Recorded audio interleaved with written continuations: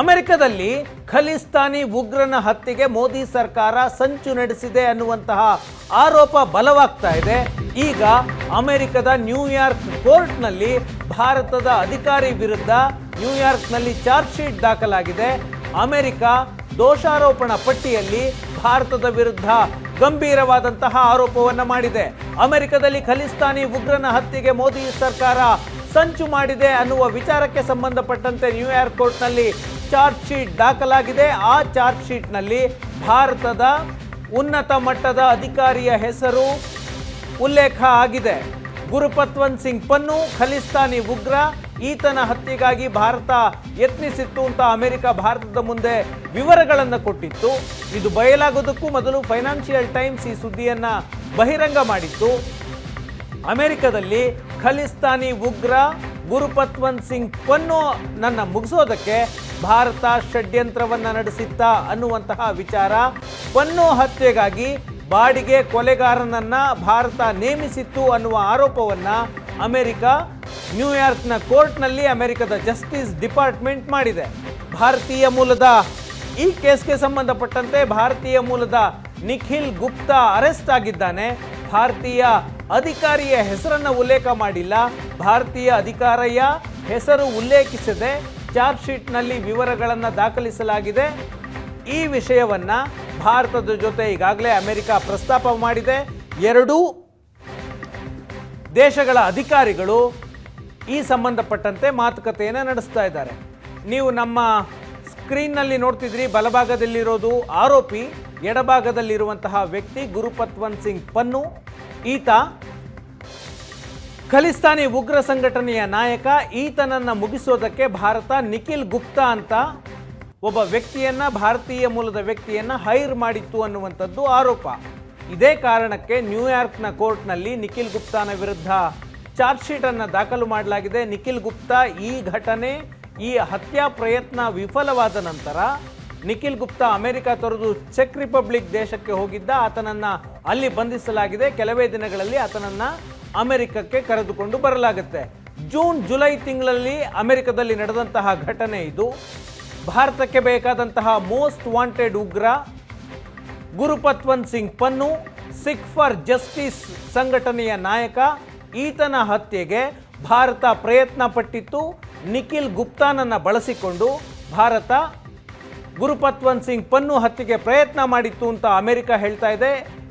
ಜುಲೈನಲ್ಲಿ ಭಾರತದಲ್ಲಿ G20 ಶೃಂಗಸಭೆ ನಡೆದಂತಹ ಸಂದರ್ಭದಲ್ಲೂ ಕೂಡ ಜೋ ಬೈಡನ್ ಮೋದಿಯವರ ಮುಂದೆ ಈ ವಿಚಾರವನ್ನು ಪ್ರಸ್ತಾಪ ಮಾಡಿದ್ರು ಅಂತ ಫೈನಾನ್ಷಿಯಲ್ ಟೈಮ್ಸ್ ಪತ್ರಿಕೆ ವರದಿ ಮಾಡಿತ್ತು. ಈ ವಿಚಾರದ ಬಗ್ಗೆ ಅಮೆರಿಕವಾಗಲಿ ಭಾರತವಾಗಲಿ ಅಧಿಕೃತವಾಗಿ ಪ್ರತಿಕ್ರಿಯೆಯನ್ನು ಕೊಟ್ಟಿರಲಿಲ್ಲ. ಆದರೆ ನವೆಂಬರ್ 11 ಮತ್ತು 12ನೇ ತಾರೀಕು ಭಾರತ ಮತ್ತು ಅಮೆರಿಕದ ಮಧ್ಯೆ ನವದೆಹಲಿಯಲ್ಲಿ 2+2 ಮೀಟಿಂಗ್ ನಡೀತು. ರಕ್ಷಣಾ ಸಚಿವಾಲಯ ಮತ್ತು ವಿದೇಶಾಂಗ ಸಚಿವಾಲಯ ಎರಡೂ ದೇಶಗಳ ಸಚಿವರ ಸಭೆ, ಅಧಿಕಾರಿಗಳ ಸಭೆ. ಈ ಸಭೆಯಲ್ಲಿ ಅಮೆರಿಕದ ಅಧಿಕಾರಿಗಳು ಗುರುಪತ್ವಂತ್ ಸಿಂಗ್ ಪನ್ನು ಹತ್ಯೆಗೆ ಭಾರತ ಪ್ರಯತ್ನ ಪಟ್ಟಿದೆ ಅನ್ನುವಂತಹ ವಿವರವನ್ನು ಭಾರತದ ಮುಂದಿಟ್ಟಿದ್ವು.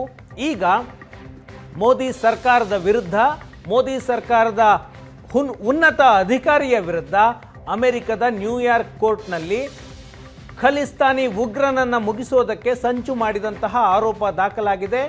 ಚಾರ್ಜ್ ಶೀಟನ್ನು ಕಳೆದ 3-4 ತಿಂಗಳುಗಳಲ್ಲಿ ಅಮೆರಿಕದ ಜಸ್ಟಿಸ್ ಡಿಪಾರ್ಟ್ಮೆಂಟ್ ತನಿಖೆಯನ್ನು ಮಾಡಿ ಚಾರ್ಜ್ ಶೀಟನ್ನು ಕೂಡ ಸಲ್ಲಿಕೆ ಮಾಡಲಾಗಿದೆ. ಬಾಡಿಗೆ ಕೊಲೆಗಾರನನ್ನು ನೇಮಿಸಿ ಗುರುಪತ್ವಂತ್ ಸಿಂಗ್ ಪನ್ನು ಹತ್ಯೆಗೆ ಭಾರತ ಪ್ರಯತ್ನ ಪಟ್ಟಿತ್ತು. ಅದು ನಿಖಿಲ್ ಗುಪ್ತಾ ಅನ್ನುವಂತಹ ಒಬ್ಬ ನಟೋರಿಯಸ್ ಕ್ರಿಮಿನಲ್ನನ್ನು ಬಳಸಿಕೊಂಡು ಅಂತ ಈಗ ಚಾರ್ಜ್ ಶೀಟ್ ದಾಖಲಾಗಿದೆ. ಇದಾದ ನಂತರ ಭಾರತ ಮತ್ತು ಅಮೆರಿಕದ ಅಧಿಕಾರಿಗಳು ಈ ಸಂಬಂಧಪಟ್ಟಂತೆ ಐ ಲೆವೆಲ್ ಮೀಟಿಂಗ್ನಲ್ಲಿ ನಿರತರಾಗಿದ್ದಾರೆ. ಇದಾದ ನಂತರ ಕೆನಡಾ ಕೂಡ ಒಂದು ಆರೋಪವನ್ನು ಮಾಡಿತ್ತು. ಜುಲೈ ತಿಂಗಳಿನಲ್ಲಿ G20 ಶೃಂಗಸಭೆಯಾದ ನಂತರ ಕೆನಡಾ ಪ್ರಧಾನಿ ಜಸ್ಟಿನ್ ಟ್ರೂಡೋ ಕೆನಡಾಗೆ ವಾಪಸ್ ಹೋದ್ಮೇಲೆ ಅಲ್ಲಿ ಪಾರ್ಲಿಮೆಂಟಲ್ಲಿ ನಿಂತ್ಕೊಂಡು ಖಲಿಸ್ತಾನಿ ಉಗ್ರ ಹರ್ದೀಪ್ ಸಿಂಗ್ ನಿಜ್ಜರ್ನನ್ನು ಭಾರತ ಕೊಲೆ ಮಾಡಿದೆ ಅಂತ, ಉಗ್ರ ಅಂತ ನಾವು ಹೇಳ್ತೀವಿ, ಕೆನಡಾ ಪ್ರಜೆ ಅಂತ ಜಸ್ಟಿನ್ ಟ್ರೂಡೋ ಮಾತನಾಡಿದ್ರು. ಕೆನಡಾದ ಪ್ರಜೆಯನ್ನು ಕೆನಡಾದ ನೆಲದಲ್ಲಿ ಹತ್ಯೆ ಮಾಡೋದಕ್ಕೆ ಭಾರತ ಷಡ್ಯಂತ್ರವನ್ನು ಮಾಡಿದೆ, ಅದಕ್ಕೆ ಸಂಬಂಧಪಟ್ಟಂಥ ಸಾಕ್ಷಿ ಇದೆ ಅಂತ ಭಾರತ ಕೆನಡಾದ ಹೇಳಿಕೆಯನ್ನು ತಿರಸ್ಕಾರ ಮಾಡಿತ್ತು. ಜಸ್ಟಿನ್ ಟ್ರೂಡೋ ಅವರ ಹೇಳಿಕೆ ಅಪ್ರಬುದ್ಧ ಅಂತ ಹೇಳಿಕೆಯನ್ನು ಕೊಟ್ಟಿತ್ತು. ಈಗ ಭಾರತದ ವಿರುದ್ಧ ಅಮೆರಿಕದ ನೆಲದಲ್ಲಿ ಪನ್ನು ಹತ್ಯೆಗೆ ಸಂಚು ರೂಪಿಸಿದ ಆರೋಪವನ್ನು ಮಾಡ್ತಾ ಇದೆ. ಗುರುಪತ್ವಂತ್ ಸಿಂಗ್ ಪನ್ನು ಅಮೆರಿಕ ಮತ್ತು ಕೆನಡಾ ಎರಡೂ ದೇಶಗಳ ಪ್ರಜೆ, ದ್ವಿಪೌರತ್ವವನ್ನು ಹೊಂದಿದ್ದಾನೆ. ಆತ ಅಮೆರಿಕದ ಪ್ರಜೆಯೂ ಹೌದು, ಭಾರತದ ಪ್ರಜೆಯೂ ಹೌದು. ಭಾರತದ ಪ್ರಜೆ ಅಲ್ಲ, ಭಾರತದಲ್ಲಿ ಹುಟ್ಟಿದ್ದ, ಅಮೆರಿಕದ ಪ್ರಜೆಯೂ ಹೌದು, ಕೆನಡಾದ ಪ್ರಜೆಯೂ ಹೌದು. 1997ರಲ್ಲಿ ಈತ ಅಮೆರಿಕಕ್ಕೆ ಹೋದ. ಆನಂತರ ಅಲ್ಲಿಯೇ ಶಿಕ್ಷಣವನ್ನು ಮುಗಿಸಿ ಈತ ಎರಡೂ ದೇಶಗಳಲ್ಲಿ ಓಡಾಡ್ಕೊಂಡಿದ್ದಾನೆ. ಖಲಿಸ್ತಾನಿ ಸಿದ್ಧಾಂತವನ್ನು ಭಾರತದಲ್ಲಿ ಪ್ರತ್ಯೇಕ ಖಲಿಸ್ತಾನಿ ದೇಶ ಆಗಬೇಕು ಅನ್ನೋದು ಈತನ ಸಿದ್ಧಾಂತ. ಈಗ ಈತನ ಹತ್ಯೆಗೆ ಸಂಬಂಧಪಟ್ಟಂತೆ ಭಾರತ ಪ್ರಯತ್ನ ಪಟ್ಟಿತ್ತು ಅನ್ನುವಂತಹ ವಿಚಾರಕ್ಕೆ ನ್ಯೂಯಾರ್ಕ್ ಕೋರ್ಟ್ನಲ್ಲಿ ಚಾರ್ಜ್ ಶೀಟ್ ದಾಖಲಾಗಿದೆ. ಆ ಚಾರ್ಜ್ ಶೀಟ್ನಲ್ಲಿ ಏನೆಲ್ಲ ಮಾಹಿತಿ ಇದೆ? ನ್ಯೂಯಾರ್ಕ್ನ ದಕ್ಷಿಣ ಜಿಲ್ಲಾ ನ್ಯಾಯಾಲಯದಲ್ಲಿ ಈ ಚಾರ್ಜ್ ಶೀಟನ್ನು ದಾಖಲಿಸಲಾಗಿದೆ. ಹತ್ಯೆಯ ಟಾರ್ಗೆಟ್ ಯಾರು ಅಂತ ಪ್ರಾಸಿಕ್ಯೂಟರ್ ಉಲ್ಲೇಖವನ್ನು ಮಾಡಲಿಲ್ಲ, ಆತನ ಹೆಸರನ್ನು ಹೇಳಿಲ್ಲ. ದೋಷಾರೋಪಣಾ ಪಟ್ಟಿಯಲ್ಲಿ ಈ ಪನ್ನು ಹೆಸರನ್ನು ಉಲ್ಲೇಖ ಮಾಡಿಲ್ಲ, ಕೇವಲ ಸಂತ್ರಸ್ತ ಅನ್ನುವ ಹೆಸರನ್ನು ಉಲ್ಲೇಖ ಮಾಡಲಾಗಿದೆ. ಅಮೆರಿಕದ ನ್ಯೂಯಾರ್ಕ್ನಲ್ಲೇ ಪನ್ನು ಹತ್ಯೆಗಾಗಿ ಸಂಚು ನಡೆದಿತ್ತು ಅಂತ ಚಾರ್ಜ್ ಶೀಟ್ನಲ್ಲಿ ಉಲ್ಲೇಖ ಇದೆ. ಈ ಸಂಚಿನ ಹಿಂದೆ ಭಾರತೀಯ ಸರ್ಕಾರದ ಅಧಿಕಾರಿಯ ಕೈವಾಡ ಇದೆ. ನಿಖಿಲ್ ಗುಪ್ತಾ ಅನ್ನುವಂತಹ ವ್ಯಕ್ತಿಗೆ ಭಾರತ ಸರ್ಕಾರದ ಅಧಿಕಾರಿ ಈ ಕೊಲೆಯ ಹೊಣೆಯನ್ನು ಹೊರಿಸಿದ್ದ. ಭಾರತೀಯ ಸರ್ಕಾರಿ ಅಧಿಕಾರಿಯ ಹೆಸರನ್ನು ಉಲ್ಲೇಖ ಮಾಡಿಲ್ಲ, ಆದರೆ ಒಂದು ಕೋಡ್ ನೇಮನ್ನು ಉಲ್ಲೇಖ ಮಾಡಿದ್ದಾರೆ. ಅದು CC1 ಅನ್ನುವಂತಹ ಕೋಡ್ ನೇಮ್. ಪನ್ನು ಹತ್ಯೆಗಾಗಿ ನಿಖಿಲ್ ಗುಪ್ತಾ ಮಧ್ಯವರ್ತಿಯಾಗಿ ಕೆಲಸ ಮಾಡಿದ್ದ. ಪನ್ನು ಹತ್ಯೆ ಮಾಡೋದಕ್ಕೆಂದೇ ಸುಪಾರಿ ಕಿಲ್ಲರ್ ಒಬ್ಬನನ್ನು ನಿಖಿಲ್ ಗುಪ್ತಾ ನೇಮಕ ಮಾಡಿದ್ದ ಅಮೆರಿಕದಲ್ಲಿ. ಈತನ ಹತ್ಯೆಯಲ್ಲಿ ಸಕ್ಸಸ್ ಆದರೆ ಭಾರತ ನಿಖಿಲ್ ಗುಪ್ತಾಗೆ $1,00,000 ಅಮೆರಿಕನ್ ಡಾಲರ್ ಕೊಡೋದಕ್ಕೆ ಭಾರತದ ಅಧಿಕಾರಿ ಒಪ್ಪಿಗೆಯನ್ನು ಕೊಟ್ಟಿದ್ದರು. 2023ರ ಮೇನಲ್ಲಿ ಸುಪಾರಿ ಕಿಲ್ಲರ್ ನೇಮಕ ಆಗಿತ್ತು. ಅದೇ ಸುಪಾರಿ ಕಿಲ್ಲರನ್ನು ನೇಮಕ ಮಾಡಿದ್ದು ನಿಖಿಲ್ ಗುಪ್ತಾ. ಈ ನೇಮಕ ಮಾಡಿದಂತಹ ಸುಪಾರಿ ಕಿಲ್ಲರ್ ಅಮೆರಿಕದಲ್ಲಿ ಡ್ರಗ್ ವ್ಯವಹಾರದಲ್ಲಿ, ಡ್ರಗ್ ಆರೋಪದಲ್ಲಿ ನಿರತನಾಗಿದ್ದ ಅನ್ನುವಂತಹ ಆರೋಪವನ್ನು ಮಾಡಿ ನ್ಯೂಯಾರ್ಕ್ನ ಕೋರ್ಟ್ಗೆ ಚಾರ್ಜ್ ಶೀಟನ್ನು ಈಗ ಸಲ್ಲಿಕೆ ಮಾಡಲಾಗಿದೆ. ಈ ನಿಖಿಲ್ ಗುಪ್ತಾ ಯಾರು? ಭಾರತದ ಅಧಿಕಾರಿ ನಿಖಿಲ್ ಗುಪ್ತಾಗೆ ಹೊಣೆಯನ್ನು ಹೊರಿಸಿದ್ದ ಗುರುಪತ್ವಂತ್ ಸಿಂಗ್ ಪನ್ನು ಅವನನ್ನು ಕೊಲ್ಲೋದಕ್ಕೆ ಅಂತ. ಹಾಗಾದರೆ ನಿಖಿಲ್ ಗುಪ್ತಾ ಯಾರು? ನಿಖಿಲ್ ಗುಪ್ತಾ 52 ವರ್ಷದ ವ್ಯಕ್ತಿ, ಭಾರತದ ಮೂಲ, ಗುಜರಾತ್ನವನು. ಪನ್ನು ಹತ್ಯೆಗೆ ಸಂಚು ರೂಪಿಸಿದ ಆರೋಪದ ಮೇಲೆ ಈಗ ಚೆಕ್ ರಿಪಬ್ಲಿಕ್ನಲ್ಲಿ ಅರೆಸ್ಟ್ ಆಗಿದ್ದಾನೆ. ಮಾದಕ ವಸ್ತು ಮತ್ತು ಶಸ್ತ್ರಾಸ್ತ್ರ ಕಳ್ಳಸಾಗಾಣಿಕೆಯ ಆರೋಪ ಇದೆ ಈತನ ಮೇಲೆ. ಪನ್ನು ಹತ್ಯೆಗಾಗಿ ಈತ ನಿಖಿಲ್ ಗುಪ್ತಾ ಸುಪಾರಿ ಕಿಲ್ಲರನ್ನು ನೇಮಕ ಮಾಡಿದ್ದ. ಈತ ಮಧ್ಯವರ್ತಿ. ಭಾರತ ಸರ್ಕಾರದ ಒಬ್ಬ ಅಧಿಕಾರಿ ನಿಖಿಲ್ ಗುಪ್ತಾನಿಗೆ ಪನ್ನು ಹತ್ಯೆಯ ಸುಪಾರಿ ಕೊಡುತ್ತೆ ಅನ್ನುವಂಥದ್ದು ಆರೋಪ. ಈತ ಪನ್ನು ಹತ್ಯೆಗೆ ಒಬ್ಬ ಕಿಲ್ಲರನ್ನು ನೇಮಕ ಮಾಡಿದ್ದ.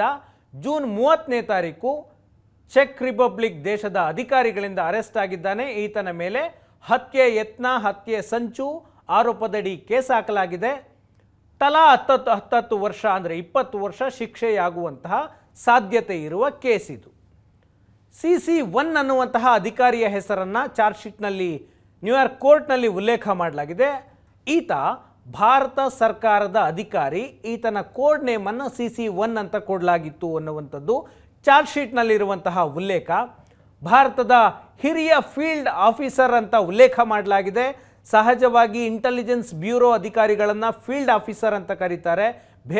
ಬೇರೆ ದೇಶಗಳಲ್ಲಿ ಕೆಲಸ ಮಾಡೋದಕ್ಕೆ ಹೋದಾಗ, ಯಾವುದಾದ್ರೂ ಒಂದು ಪರ್ಟಿಕ್ಯುಲರ್ ಅಸೈನ್ಮೆಂಟಿಗೆ ಹೋದಾಗ ಅವರನ್ನು ಫೀಲ್ಡ್ ಆಫೀಸರ್ ಅಂತ ಕರೀತಾರೆ. ಭಾರತದ ರಿಸರ್ಚ್ ಆ್ಯಂಡ್ ಅನಾಲಿಸಿಸ್ ವಿಂಗ್ನ ಫೀಲ್ಡ್ ಆಫೀಸರ್ ಅಂತ ಉಲ್ಲೇಖ ಮಾಡಲಾಗಿದೆ. ಹೆಸರನ್ನು ಎಲ್ಲೂ ಕೂಡ ಉಲ್ಲೇಖ ಮಾಡಿಲ್ಲ. ಫೀಲ್ಡ್ ಆಫೀಸರ್ CC1 ಅಂತ. ಗುಪ್ತಚರ ಇಲಾಖೆಯ ಜವಾಬ್ದಾರಿ ಹೊತ್ತಿದ್ದಂತಹ ಅಧಿಕಾರಿ. ಗುಪ್ತಚರ ಇಲಾಖೆ ಅಂದರೆ ರಿಸರ್ಚ್ ಆ್ಯಂಡ್ ಅನಾಲಿಸಿಸ್ ವಿಂಗ್. ಭಾರತದ ಪರವಾಗಿ ವಿದೇಶಗಳಲ್ಲಿ ಬೇಹುಗಾರಿಕೆಯನ್ನು ನಡೆಸುವಂತಹ ಸಂಸ್ಥೆ. ನಿಖಿಲ್ ಗುಪ್ತಾ ಜೊತೆಗೆ ಈತ ಭಾರತದ ಅಧಿಕಾರಿ CC1 ನೇರ ಸಂಪರ್ಕವನ್ನು ಹೊಂದಿದ್ರು. ಆ ಅಧಿಕಾರಿ ಪನ್ನು ಅನ್ನು ಕೊಲ್ಲೋದಕ್ಕೆ ನಿಖಿಲ್ ಗುಪ್ತಾಗೆ ನಿರ್ದೇಶನವನ್ನು ಕೊಟ್ಟಿದ್ದರು. ಗುರುಪತ್ವಂತ್ ಸಿಂಗ್ ಪನ್ನು ಎಲ್ಲೆಲ್ಲಿ ಓಡಾಡ್ತಾನೆ, ಆತನ ವಿಳಾಸ ಏನು, ಆತ ಕೆಲಸ ಮಾಡುವಂತಹ ಜಾಗ, ಎಲ್ಲಿ ಹೋದರೆ ಕೊಲೆ ಮಾಡಬಹುದು, ಈ ರೀತಿಯಾದಂತಹ ಮಾಹಿತಿಯನ್ನು ಕೊಟ್ಟಿದ್ದ ಅಂತ ಅಮೆರಿಕದ ಕಾನೂನು ವಿಭಾಗ, ಜಸ್ಟಿಸ್ ಡಿಪಾರ್ಟ್ಮೆಂಟ್ ಈಗ ಚಾರ್ಜ್ ಶೀಟನ್ನು ಸಲ್ಲಿಕೆಯನ್ನು ಮಾಡಿದೆ. ಈಗ ಇದಾದ ನಂತರ ಭಾರತ ಒಂದು ಸ್ಟೇಟ್ಮೆಂಟನ್ನು ಕೊಡ್ತು. ಅಮೆರಿಕ ಕೆಲವು ಮಾಹಿತಿಗಳನ್ನು ನಮ್ಮ ಜೊತೆ ಹಂಚಿಕೊಂಡಿದೆ. ಆ ಮಾಹಿತಿಗೆ ಸಂಬಂಧಪಟ್ಟಂತೆ ನಾವು ಕೂಡ ಅಮೆರಿಕದ ಜೊತೆ ಸೇರಿಕೊಂಡು ಕೆಲಸ ಮಾಡ್ತೀವಿ. ಒಂದಷ್ಟು ಹ್ಯೂಮನ್ ಟ್ರಾಫಿಕಿಂಗು, ಇಂಟರ್ನ್ಯಾಷನಲ್ ಗನ್ ಸ್ಮಗ್ಲರ್ಸು, ಈ ಕ್ರಿಮಿನಲ್ಸು, ಇಂಟರ್ನ್ಯಾಷನಲ್ ನೆಕ್ಸಸ್ ಬಗ್ಗೆ ಅಮೆರಿಕ ಮಾಹಿತಿ ಕೊಟ್ಟಿದೆ ಅಂತ ಆರಂಭದಲ್ಲಿ ಹೇಳಿತ್ತು. ಯಾವಾಗ ಅಮೆರಿಕದ ಕೋರ್ಟ್ ಚಾರ್ಜ್ ಶೀಟ್ ಸಲ್ಲಿಕೆಯಾಗಿದೆ ಅನ್ನೋದು ಫೈನಾನ್ಷಿಯಲ್ ಟೈಮ್ಸ್ ವರದಿಯಲ್ಲಿ ಬಹಿರಂಗ ಆಯಿತು, ಇದಾದ ನಂತರ ಭಾರತ ನಿನ್ನೆ ಅಧಿಕೃತವಾಗಿ ಒಂದು ಸ್ಟೇಟ್ಮೆಂಟ್ ಕೊಟ್ಟಿದೆ. ಅಮೆರಿಕದ ಕೋರ್ಟ್ನಲ್ಲಿ ಭಾರತೀಯನ ವಿರುದ್ಧದ ಕೇಸ್ ಬಗ್ಗೆ ಮಾಹಿತಿ ಇದೆ. ಈ ಕೇಸ್ನಲ್ಲಿ ಭಾರತೀಯ ಅಧಿಕಾರಿ ಹೆಸರು ಬಂದಿರುವುದು ಕಳವಳಕಾರಿ. ಡಿಪ್ಲೊಮ್ಯಾಟಿಕ್ ಆನ್ಸರ್ ಇದು, ಡಿಪ್ಲೊಮ್ಯಾಟಿಕ್ ರಿಯಾಕ್ಷನ್ ಇದು. ಇದು ನಮ್ಮ ದೇಶದ ನೀತಿಗೆ ವಿರುದ್ಧವಾದ ಬೆಳವಣಿಗೆ. ನಮ್ಮ ದೇಶದ ಪಾಲಿಸಿಯಲ್ಲ ವಿದೇಶಗಳಲ್ಲಿ ಯಾವುದೇ ಒಬ್ಬ ವ್ಯಕ್ತಿಯನ್ನು ದೇಶಕ್ಕೆ ವಿರುದ್ಧ ಇರುವ ವ್ಯಕ್ತಿಯನ್ನು ಕೊಲ್ಲುವುದು ನಮ್ಮ ದೇಶದ ಪಾಲಿಸಿಗೆ ವಿರುದ್ಧ ಅನ್ನುವಂತಹ ಹೇಳಿಕೆಯನ್ನು ಅರಿಂದಮ್ ಬಗ್ಚಿ ವಿದೇಶಾಂಗ ಇಲಾಖೆಯ ವಕ್ತಾರ ಕೊಟ್ಟಿದ್ದಾರೆ. ಆದರೆ ಈ ಹೇಳಿಕೆಯನ್ನು ಅಮೆರಿಕ ಮತ್ತು ಭಾರತದ ಅಧಿಕಾರಿಗಳು ಚರ್ಚೆ ನಡೀತಾ ಇದ್ದಾರೆ. ಅಮೆರಿಕ ಈ ವಿಷಯದಲ್ಲಿ ಭಾರತವನ್ನು ಬಹಿರಂಗವಾಗಿ ಆರೋಪಿ ಸ್ಥಾನದಲ್ಲಿ ನಿಲ್ಲಿಸ್ತಾ ಇಲ್ಲ. ಡಿಪ್ಲೊಮ್ಯಾಟಿಕ್ ಚಾನಲ್ ಮೂಲಕ, ರಾಜತಾಂತ್ರಿಕ ಮಾರ್ಗಗಳ ಮೂಲಕ ಭಾರತ ಅಮೆರಿಕ ಚರ್ಚೆಯನ್ನು ನಡೆಸ್ತಾ ಇದ್ದಾವೆ.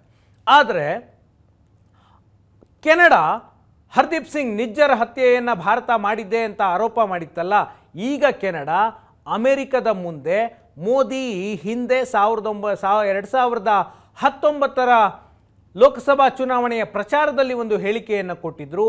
ಆ ಹೇಳಿಕೆಯನ್ನು ಉಲ್ಲೇಖಿಸಿ ಮೋದಿ ಸರ್ಕಾರ ವಿದೇಶಗಳಲ್ಲಿ ಉಗ್ರರನ್ನು ಹತ್ಯೆ ಮಾಡ್ತಾ ಇದೆ ಅನ್ನೋದಕ್ಕೆ ಇದು ಸಾಕ್ಷಿ ಅಂತ ಅಮೆರಿಕದ ಜೊತೆ ಪ್ರಸ್ತಾಪವನ್ನು ಮಾಡಿದೆ. ಹಾಗಾದರೆ ಮೋದಿ ಏನು ಹೇಳಿದರು 2019 ಚುನಾವಣಾ ಪ್ರಚಾರ ಅಹಮದಾಬಾದ್ನಲ್ಲಿ ಸಭೆ ಇತ್ತು. ಆ ಸಭೆಯಲ್ಲಿ ಮೋದಿ ಮಾತನಾಡಿದ್ರು. ಪುಲ್ವಾಮಾ ದಾಳಿಯಾದ ನಂತರ ಈ ಭಾಷಣ ಮಾಡಿದ್ದು ಮೋದಿ. ಉಗ್ರರು ಪಾತಾಳದಲ್ಲಿ ಅಡಗಿದ್ರೂ ಅವರನ್ನು ನಾನು ಬಿಡೋದಿಲ್ಲ. ಸ್ನೇಹಿತರೆ, ನಾನು ತುಂಬ ದಿನ ಕಾಯೋದಿಲ್ಲ. ಹುಡುಕಿ ಲೆಕ್ಕ ತೆಗೆದುಕೊಳ್ತೀನಿ. ಇದು ನನ್ನ ಸ್ವಭಾವ. ಎಲ್ಲಿವರೆಗೆ ಅಮಾಯಕರನ್ನು ಕೊಲ್ಲೋದಕ್ಕೆ ಬಿಡಬೇಕು, ಮನೆಗೆ ನುಗ್ಗಿ ಹೊಡೆದು ಹಾಕ್ತೀವಿ, ಇದು ನಮ್ಮ ಸಿದ್ಧಾಂತ. 40 ವರ್ಷದಿಂದ ಭಾರತದಲ್ಲಿ ಉಗ್ರ ಕೃತ್ಯಗಳು ನಡೀತಾನೆ ಇದ್ದಾವೆ. ಯಾವುದೇ ದೇಶ ಅಸಹಾಯಕ ಸ್ಥಿತಿಯಲ್ಲಿರೋದಕ್ಕೆ ಸಾಧ್ಯವಿಲ್ಲ. ಈ ಮಾತನ್ನು ನರೇಂದ್ರ ಮೋದಿ 2019 ಚುನಾವಣೆಯಲ್ಲೇ ಹೇಳಿದರು. ಈ ವಿಚಾರವನ್ನು ಮುಂದಿಟ್ಕೊಂಡು ಕೆನಡಾ ಈಗ ಅಮೆರಿಕದ ಜೊತೆ ಮೋದಿ ಸರ್ಕಾರದ ನೀತಿಯ ಬಗ್ಗೆ ಪ್ರಸ್ತಾಪ ಮಾಡ್ತಾ ಇದೆ. ವಿದೇಶಾಂಗ ಸಚಿವಾಲಯ ಹತ್ಯೆ ಮಾಡೋದು ನಮ್ಮ ನೀತಿ ಅಲ್ಲ ಅಂತ ಹೇಳುತ್ತೆ. ಆದರೆ ಪ್ರಧಾನಿ ನರೇಂದ್ರ ಮೋದಿ ಚುನಾವಣೆಯ ಸಮಯದಲ್ಲಿ ಬಹಿರಂಗವಾಗಿ ಮಾತನಾಡಿದ್ರು ಅಂತ ಕೆನಡಾ ಅಮೆರಿಕದ ಜೊತೆ ಪ್ರಸ್ತಾಪವನ್ನು ಮಾಡ್ತಿದೆ. ನರೇಂದ್ರ ಮೋದಿ ಅವತ್ತು ಏನು ಮಾತಾಡಿದ್ರು ಅನ್ನೋ ವಿವರವನ್ನು ನೋಡಿ, ಅವರ ಬೈಟನ್ನು ನೋಡಿ. पुलवामा के बाद मैंने पब्लिकली कहा था कि जो आग देशवासियों के दिल में है वो आग मेरे दिल में भी है। और इसलिए मैं आपको कहना चाहूंगा, 7वें पाताल में होंगे उनको भी मैं छोड़ने वाला नहीं हूं। और मैं दोस्तों इंतजार लंबा नहीं कर सकता।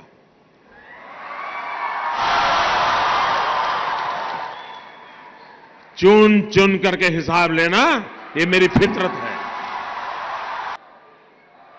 कब तक निर्दोष लोगों को मारने देंगे? ये हमारा सिद्धांत है। हम घर में घुस के मारेंगे। कोई देश ऐसी असहाय अवस्था में नहीं रह सकता है। 40 साल से आतंकवाद हिंदुस्तान के सीनों में गोलियां दाग रहा है जी। पुलवामा के बाद मैंने पब्लिकली कहा था कि जो आग देशवासियों के दिल में है वो आग मेरे दिल में भी है। और इसलिए मैं आपको कहना चाहूंगा, 7वें पाताल में होंगे उनको भी मैं छोड़ने वाला नहीं हूं। और मैं दोस्तों इंतजार लंबा नहीं कर सकता।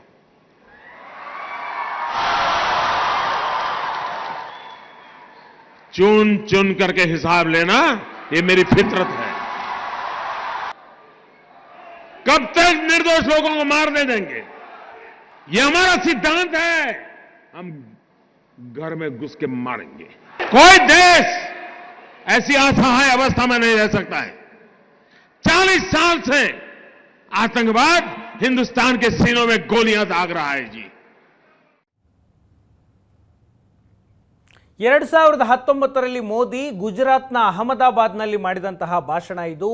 ಪುಲ್ವಾಮಾ ದಾಳಿಯಾಗಿತ್ತು. ಪುಲ್ವಾಮಾ ದಾಳಿಯಲ್ಲಿ 40 ಸೈನಿಕರು ಬಲಿಯಾಗಿದ್ದರು ಪಾಕಿಸ್ತಾನದ ದಾಳಿಗೆ. ಪಾಕಿಸ್ತಾನವನ್ನು ಉದ್ದೇಶಿಸಿ ಮೋದಿ 2019ರಲ್ಲಿ ಮಾತನಾಡಿದ್ದು. ಇದಾದ ನಂತರ ಕಳೆದ 2 ವರ್ಷಗಳಲ್ಲಿ ಬಹಳಷ್ಟು ಬದಲಾವಣೆಗಳಾಗಿದ್ದಾವೆ. ವಿದೇಶಗಳಲ್ಲಿ ಭಾರತಕ್ಕೆ ಬೇಕಾದಂತಹ ಮೋಸ್ಟ್ ವಾಂಟೆಡ್ ಉಗ್ರರು ಬಲಿಯಾಗ್ತಾ ಇದ್ದಾರೆ. ಕಳೆದ 2 ವರ್ಷಗಳಲ್ಲಿ ಭಾರತಕ್ಕೆ ಬೇಕಾದಂತಹ 20 ಮೋಸ್ಟ್ ವಾಂಟೆಡ್ ಉಗ್ರರು ಅಪರಿಚಿತ ಬಂದೂಕುದಾರಿಗಳ ಗುಂಡಿಗೆ ಬಲಿಯಾಗಿದ್ದಾರೆ. ಅಮೆರಿಕದಲ್ಲಿ ಪ್ರಯತ್ನ ಆಗಿದೆ ಅಂತ ಅಮೆರಿಕ ಹೇಳ್ತು. ಇವಾಗ ಕೆನಡಾದಲ್ಲಿ ಹರ್ದೀಪ್ ಸಿಂಗ್ ನಿಜ್ಜರ್ ಭಾರತಕ್ಕೆ ಬೇಕಾದಂತಹ ಮೋಸ್ಟ್ ವಾಂಟೆಡ್ ವ್ಯಕ್ತಿ. ಈಗ ಅಮೆರಿಕ ಮಾಡ್ತಿರುವಂತಹ ಆರೋಪ ಪನ್ನು, ಆತ ಕೂಡ ಭಾರತಕ್ಕೆ ಬೇಕಾದಂತಹ ಮೋಸ್ಟ್ ವಾಂಟೆಡ್ ಉಗ್ರ. ಪಾಕಿಸ್ತಾನದಲ್ಲಿ ಕಳೆದ 2 ವರ್ಷದಲ್ಲಿ ಭಾರತಕ್ಕೆ ಬೇಕಾದಂತಹ 15ಕ್ಕೂ ಹೆಚ್ಚು ಮೋಸ್ಟ್ ವಾಂಟೆಡ್ ಉಗ್ರರು ಬಲಿಯಾಗಿದ್ದಾರೆ. ಎಲ್ಲರೂ ಕೂಡ ಅಪರಿಚಿತ ಬಂದೂಕುದಾರಿಗಳಿಂದ ಬಲಿಯಾಗಿರುವಂಥದ್ದು. ಇನ್ನು ಲಂಡನ್ನಲ್ಲಿ ಭಾರತಕ್ಕೆ ಬೇಕಾದಂತಹ ಖಲಿಸ್ತಾನಿ ಉಗ್ರರು ನಿಗೂಢವಾಗಿ ಹತ್ಯೆಯಾಗಿದ್ದಾರೆ. 20ಕ್ಕೂ ಹೆಚ್ಚು ಉಗ್ರರು ಕಳೆದ 2 ವರ್ಷಗಳಲ್ಲಿ ಭಾರತಕ್ಕೆ ಬೇಕಾದಂತಹ ವ್ಯಕ್ತಿಗಳು ಉಗ್ರರು ಬಲಿಯಾಗಿರುವಂಥದ್ದು. ಈ ಹತ್ಯೆಗಳ ಹಿಂದೆ ಮೋದಿ ಸರ್ಕಾರ ಇದೆ.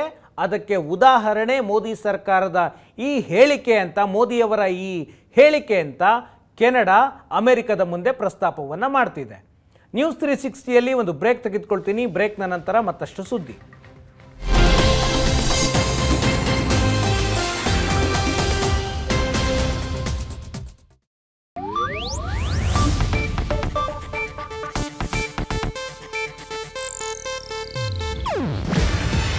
ಇದು ಏಷ್ಯಾನೆಟ್ ನ್ಯೂಸ್ ನೆಟ್ವರ್ಕ್ ಪ್ರಸ್ತುತಿ. ನೀವು ನೋಡ್ತಿದ್ದೀರಾ ಏಷ್ಯಾನೆಟ್ ಸುವರ್ಣ ನ್ಯೂಸ್.